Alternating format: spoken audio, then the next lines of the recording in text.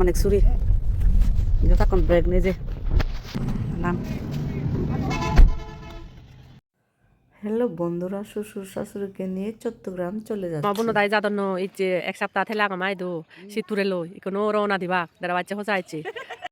আমার মেজদি বলল আমাদের জন্য খুব মায়া হচ্ছে, এই যে মেজদির ছোট্ট মেয়ে, তো ও আমাদের সাথে যাচ্ছে। তো সামনে দোকানে নেমে যাবে, কারণ বলতেছে মাসি আমিও যাব, বায়না দশে তো নিয়ে গেলাম।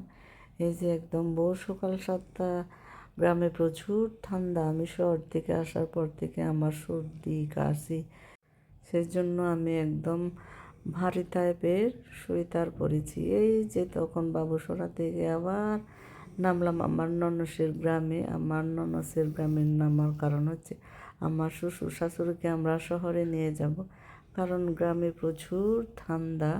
এই যে খাগড়াছড়ি যে জায়গায় 1 ঘন্টায় পৌঁছানোর কথা, সেই জায়গায় 1.5 ঘন্টা, একদম টাউনের মতো হয়ে গেছে, শুধু জ্যাম আর জ্যাম।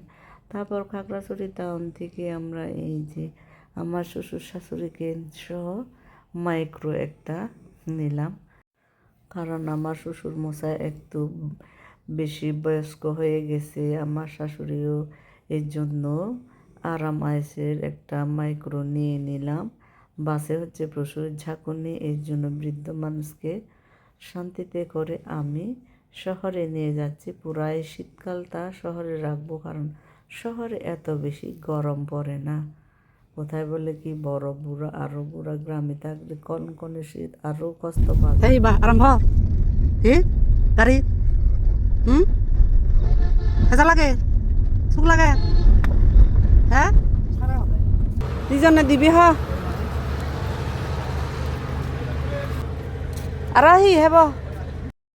তারপর দুপুরের দিকে একটু ব্রেক নিলাম, মানে শুরুতে ওখানে নাস্তা করালাম আমার শ্বশুর শাশুড়িদেরকে। এই যে গাড়িটা কেমন দেখি, উঠতে উঠতে ভগবান গাড়ি ভাড়া করেছিলাম। তো এই যে আমরা লিফট থেকে নামলাম, তো আমার ছেলে জিনিসগুলো নিয়ে যাচ্ছে আমাদের রুমে। তো প্রিয় ভিউয়ার্স, এতক্ষণ সাথে থাকার জন্য অসংখ্য ধন্যবাদ। আর হচ্ছে একটু দয়া করে সাবস্ক্রাইবটা করে দিয়ে যান প্লিজ।